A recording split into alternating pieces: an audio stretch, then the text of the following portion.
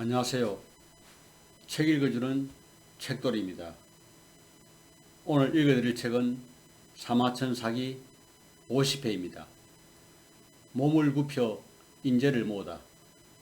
위나라에 후영이라는 은사가 있었는데 그는 이미 나이 70이었고 매우 가난하여 대량의 동물을 지키는 문지기를 하고 있었다. 공자 무기와 그의 소문을 듣고는 사람을 보내 그를 만나 얘기를 나누었고 귀중한 물건을 선물로 주고자 했다. 그러나 그는 선물을 거절하면서 저는 수십 년 동안 심신을 수양하고 지조를 지켜왔습니다. 제가 가난하다는 이유로 공자의 선물을 받을 수는 없습니다. 이에 공자 무기는 자기 집에서 잔치를 크게 벌이고 손님들을 불러 모았다. 손님들이 모두 자리에 한 뒤에 그는 수레 타고 왼쪽 옆자리를 비워둔 채 동문으로 후영을 맞으러 갔다. 그런데 후영은 다 해진 옷과 모자를 정리하더니 곧장 수레에 올라타면서 사양의 말 한마디 없었다. 이 기회에 공자의 성의를 관찰하려는 것이었다. 공자 무기는 말고삐를 조심스럽게 잡고서 공손한 태도를 바꾸지 않았다. 한참 수레를 타다 후영이 말했다. 저희 친구가 여기 시장거리에서 푸주간을 하고 있습니다. 잠시 그곳을 들러 친구를 만났으면 합니다. 그러자 공자 무기는 즉시 수레를 몰고 시장으로 들어갔다. 후영은 수레에서 내려 친구인 수혜를 만났다. 그는 일부러 오랫동안 친구와 이야기를 늘어놓으면서 가끔씩 공자를 관찰했다. 그러나 공자의 안색은 더욱 온화해질 뿐이었다. 이때 위나라의 장군, 재상, 종실, 대신 및 기빈들은 모두 자리에 앉아서 공자가 돌아와 주영 계시를 선언하는 것을 기다리고 있었고 길가의 모든 사람들은 공자가 말고삐를 잡고 있는 것을 구경하고 있었다. 공자 무기의 시종들은 모두 후영을 욕하고 있었다. 후영은 공자 무기의 안색이 끝까지 변하지 않는 것을 보고 비로소 친구와 작별하였다. 이었고 공자의 집에 도착하자 공자 무기는 후영을 맨 윗자리에 앉히고는 손님들에게 일일이 그를 소개했다. 손님들은 크게 놀랐다. 술자리가 무르익자 공자 무기는 후영의 앞에 가서 그를 위해 축배를 들었다. 그때서야 비로소 후영이 발문을 열었다. 오늘 저는 기공을 난처하게 만들었습니다. 저는 한낱 문지기에 지나지 않습니다. 그러나 공자께서 손수 소를 끌고 와 많은 사람들이 보는 앞에서 천하제를 깍듯이 대우하셨습니다. 저 후영은 오늘 공자께 선비를 아낀다는 명성을 드리기 위하여 일부러 시장거리에 오래 서 있게 하고 오가는 사람들이 이로 인해 공자를 둘러싸고 구경하도록 만드는데 공자께서는 더욱 공손함을 보이셨습니다. 그러니 시중의 사람들은 모두 저를 소인이라고 생각하고 반면 공자에 대해서는 선비를 예로서 대하는 장자라고 생각했던 것입니다. 주회는 끝났고 후영은 마침내 공자의 기빈이 되었다. 후영이 공자 무기에게 말했다. 제가 들렀던 푸주간의 주회라는 사람은 현명하고 재능 있는 사나이입니다만 세상 사람들이 알아주지 않아 푸주간 일을 하며 숨어 살고 있는 것입니다. 그 뒤 공자 무기는 푸주간의 주회를 여러 번 찾아갔지만 주회는 오히려 고맙다는 인사조차 없었다. 공자는 매우 기이하게 생각했다. 자길로서 전승을 대신하겠습니다. 위나라 안희왕 20년 진나라는 장평에서 조나라의 40만 대군을 격파하고 그 기세를 몰아 조나라 수도 한단을 포위하였다. 그런데 조나라 해문왕의 동생 평왕군의 부인은 바로 공자 무기의 여동생이었다. 이에 조나라는 여러 차례에 걸쳐 위나라에 도움을 청했고 위에 위나라 왕은 장군 진비에게 10만의 군사를 주어 조나라를 돕도록 하였다. 그러자 진나라가 즉시 사신을 보내 경고하고 나섰다. 이제 우리는 며칠대로 조나라의 항복을 받게 되어 있어. 만일 조나라를 돕겠다고 나서는 나라가 있다면 조나라를 점령한 뒤 우선 그 나라로 병력을 이동하여 응징하겠소. 위나라 왕이 그 말을 듣고는 크게 두려워하여 곧 진비 장군에게 전령을 보내 국정지대에서 군대를 머물도록 명령했다. 그라이 위나라 군대는 명분상으로만 조나라 구원이지 실제로는 양다리 걸치기로서 오직 전쟁 구경만 하게 되었을 뿐이었다. 조나라 평군은 계속 사자를 공자 무기에게 보내 도움을 요청하였다. 나 조성이 스스로 위나라와 혼인을 맺은 것은 공자께서 숭고한 도의를 지니시고 남이 위험에 직면하였을 때 반드시 돕는 인물이라 생각했기 때문입니다. 그런데 지금 한단이 함락되기 일보 직전인데도 불구하고 위나라의 구원병사는 한 명도 오지 않으니 남의 이영을 돕는 공자의 숭고한 도의는 도대체 어디로 간 것입니까? 비록 공자께서 나조선을 가볍게 여기고 조나라를 포기하여 진나라에 항복한다고 해도 이제 당신의 여동생까지 버린다는 말씀입니까? 공자는 마음이 몹시 아팠다. 그러나 이끌은 몇 번이나 직접 왕에게 말해보고 또 유색역으로 하여금 갖가지 방법으로 왕을 설득하도록 했지만 왕은 진나라를 두려워하여 끝내 공자의 주장을 듣지 않았다. 공자는 자기의 주장이 끝내 받아들이지 않을 것이라 생각하고 이대로 조나라가 망하는 것을 구경만 하며 자기 혼자만 구차하게 살 수는 없다고 결심하여 술에 수백 대를 마련하여 문화의 식객들을 거느리고 진나라와 결전을 벌여 조나라와 운명을 같이 하기로 했다. 공자무기는 길을 떠나 동쪽문에 이르자 문지긴 후영을 만났다. 공자는 어떻게 진나라 군대와 결사전을 벌일 것인가에 대하여 상세하게 설명하였고 말을 마치자 곧 작별을 구하였다. 그러자 후영은 분투를 빕니다. 이 늙은이는 함께 갈 수 없습니다. 라고 말했다. 공자무기가 몇 리를 더 가다가 아무래도 후영의 태도가 마음에 걸렸다. 내가 후영에게 해줄 수 있는 모든 것을 해주었고 이는 천하가 다 아는 사실입니다. 그런데 내가 지금 죽을 곳으로 가고 있는데도 후영은 나를 배웅하는 한마디도 하지 않았다. 나에게 부족했던 점이 있었다는 말인가? 그는 다시 길을 돌아가 후영을 만났다. 그러자 후영은 웃으면서 꼭 되돌아오실 줄 알고 있었습니다. 라고 말하고는 계속 말을 이었다. 공자께서 인재를 소중히 대접하셨다는 것은 천하에 알려진 사실입니다.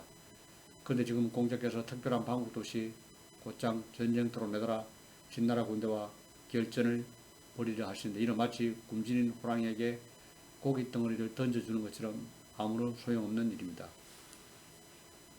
그렇게 되면 빈객들은 키워서 무슨 소용이 있겠습니까? 공자께서 저를 그토록 대접해 주신데도 공자께서 떠나실 때 제가 작별 인사를 하자는 것은 그렇게 하면 공자께서 반드시 되돌아오실 것이라고 생각했기 때문입니다. 공자는 제배를 하고 후영에게 가르침을 청하였다. 이에 후영은 사람들을 물러가게 하고 소리를 낳지 말았다. 진비 장군의 병부는 항상 왕의 침실에 놓여 있습니다. 지금 여기가 왕의 총을 받고 있어 항상 왕의 침실을 출입하고 있기 때문에 그 병부를 움츠려 주실 것입니다. 여인은 아버지를 죽인 원수를 갚기 위해서 3년 동안이나 백방문으로 노력하고 왕을 비롯하여 모든 신하들이 여의의 복수를 하려 했지만 끝내 실패했다고 들었습니다. 그리고 이 때문에 일찍이 그녀는 공자께 눈물을 흘리며 원수를 갚아달라고 부탁했습니다. 그때 공자께서는 즉시 식객들을 풀어서 원수를 찾겠고 마침내 그 목을 잘라 예에게 공손하게 바쳤습니다. 이에 예인은 당신을 위해서라면 목숨을 바쳐도 좋다고 말했습니다. 다만 행동할 기회가 없었을 뿐입니다. 이제 병부에 대해 공자께서 부탁하시면 그녀는 반드시 병부를 훔쳐줄 것입니다. 그때 병부를 가져와서 진비의 군권을 빼앗고 그 군대를 이끌어 북쪽으로 조나라를 구하고 서쪽으로 진나라 군대를 격파한다면 이런 춘추호패와 어깨를 겨룰 만한 공적이 아닐 수 없습니다. 후영의 계책을 들은 공자무기는 그의 말대로 여의에게 부탁하였고 여의는 병부를 어김없이 훔쳐 공자무기에게 가져왔다. 공자무기가 병부를 가지고 서둘러 출발하자 후영이 말했다. 장수랑 바깥에서 전쟁 중에 비록 왕의 명령이라도 국가의 이익을 위하여 받아들이지 않는 경우가 있습니다. 진비는 병부가 꼭 맞더라도 공자에게 군권을 넘기지 않고 다시 왕에게 그 진리를 묻게 될지도 모릅니다. 그렇게 되면 매우 위험합니다. 저희 부족한 친구인 주애는 데리고 갈 만한 인물입니다. 그는 힘이 세기로 따를 짝 없는 사람입니다. 진비가 다행히 군사를 넘겨주면 매우 좋은 일이지만 만일 거부할 경우에는 주애를 시켜 쳐 죽이도록 하십시오. 이 말을 듣고 공자무기가 눈물을 흘렸다. 후영이 의아해서 물었다. 왜 우시는 것입니까?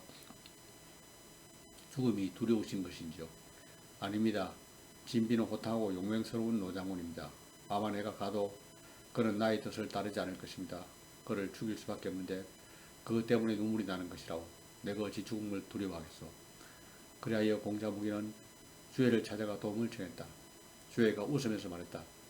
저는 시장터에서 푸죽간에서 도사를 하는 도부에 지나지 않습니다. 공자께서 전에도 저를 몇 번이나 찾아주셨는데도 제가 얘를 올리지 않은 것은 이러한 하찮은 예절이란 중요하지 않다고 생각하기 때문이다. 지금 공자께서 어려움에 빠져 있으므로 이제 제가 공자께 목숨을 바쳐 그 은혜에 보답할 때가 온 것입니다. 이렇게 하여 공자 일행과 함께 가게 됐다. 공자 무기는 떠나는 길에 다시 후역을 만나 고마움을 전하였다. 그러자 후역이 작별을 시작했다.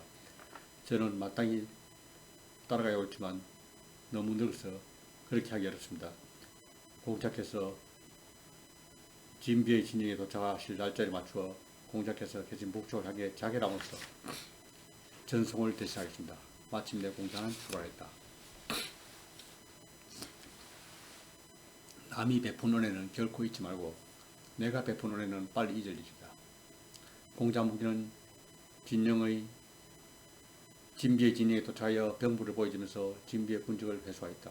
진비는 병부를 맞춰보고도 여전히 의심을 품었다. 그는 공자에게 지금 저희 10만 대군이 국경에 주둔하면서 국가의 중대한 임무를 수행하고 있습니다. 지금 공자께서는 혼자 수레 한 대만 와서 저희 중임을 대체하고자 하니 도무지 납득하기 어렵습니다. 라고 말하면서 공자의 말을 듣지 않으려 했다.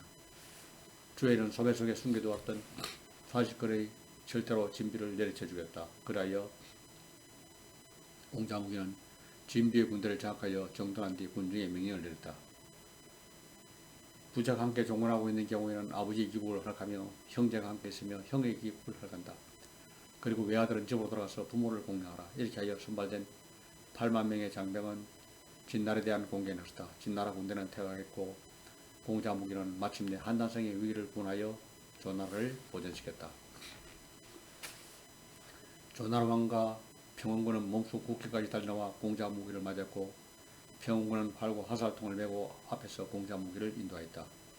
조나라 왕은 공자에게 제배를 한 뒤 자고 이래로 공자보다 더한 혈의는 없습니다. 하고 말했다. 이때 평원군 역시 스스로 자신을 공자와 갑이 배견하지 못했다. 한편 후영은 공자 무기가 진비의 진영에 도착한 날 북쪽을 향해 스스로 목숨을 끊었다. 위나라 왕은 공자 무기가 병부를 훔치고 진비를 속여 죽인 것을 알게 되어 그제야 크게 노했다. 공자 무기 자신도 그제를 알고 있으므로 진나라 군대를 물리치고 조나라를 구해낸 데 성공하자 즉시 부하 장수에게 군사를 거느리고 위나라로 돌아가도록 하는 대신 자신은 직계들과 함께 조나라에 그대로 머물렀다. 조나라 왕은 공자 무기가 거짓 명령으로서 진비의 군사를 빼앗아 조나라를 구원하는 일에 매우 관계했으며 그래서 평원과 상의하여 5개의 성을 그에게 봉으로 주려고 했다. 공자 무기가 그 말을 듣고 교만한 마음이 생겨 자기가 공로를 세웠다는 점을 깨어나 드러냈다. 그때 문객 중에 한 사람이 그에게 말했다. 세상에 잊어서는 안 될 일이 있고 또 잊지 않으면 안 될 일이 있습니다. 남이 공자에게 베푼 은혜는 결코 잊어서는 안 되지만 공자께서 남에게 덕을 베풀었을 때는 빨리 잊으셔야 합니다. 공자께서는 위나라 왕의 명령으로 위장하여 진비의 군사를 빼앗고 조나라를 구했습니다. 이는 물론 조나라에 대해서는 공이 되겠지만 위나라 입장에서 볼 때는 결코 충신이 할 수 없습니다. 그런데도 지금 공자께서는 교만한 태도로 그 공작을 자랑하고 계시는데 그것은 결코 세서는 안 될 일입니다. 공자 무기는 그 말을 듣고 곧바로 자신을 탓하면서 부끄러운 생각이 들어 어쩔 줄을 몰라 했다. 그 뒤 조나라 왕이 궁전을 깨끗이 청소하고 몸에서 나와 공자를 맞이하면서 기빈을 영집하는 예로서 공자를 저쪽 계단으로 안내하였다. 그러나 공자는 거듭 사양하여 끝내 옆의 조그만 자리 않고는 스스로 자기가 위나라를 배반하여 죄를 지었으며 조나라에도 별로 공을 세우지 못했다고 말했다. 공자가 이렇게 계속 겸손했기 때문에 왕은 해가 저물 때까지 계속 공자와 함께 술자를 하면서도 5개의 성을 주겠다는 말을 할 수가 없었다. 공자 무기는 조나라의 모공이라는 처사가 노릇군 사이에 숨어 살고 또 설공이라는 사람은 술장수 집에 숨어 살고 있다는 사실을 들었다. 공자는 이 두 사람과 만나려 했지만 그들은 오히려 숨어서 공자를 만나지 않았고 훗날 공자 무기는 마침내 그들의 거처를 수소문에 알아낸 다음 조용히 두 사람과 교류를 하였는데 서로 간에 완전히 의기투합하게 됐다. 평원군이 그 소문을 듣고 그의 부인에게 이렇게 말했다. 나는 부인의 오빠가 천하에 둘도 없는 현명한 인물을 알고 있었어. 그런데 지금 들리는 소문에는 고작 노릇군과 술장수 따위와 교류한다고 하니 스스로 절제할 줄 모르는 사람에 불과한 것 아니오. 이것으로 책 읽기를 마치겠습니다.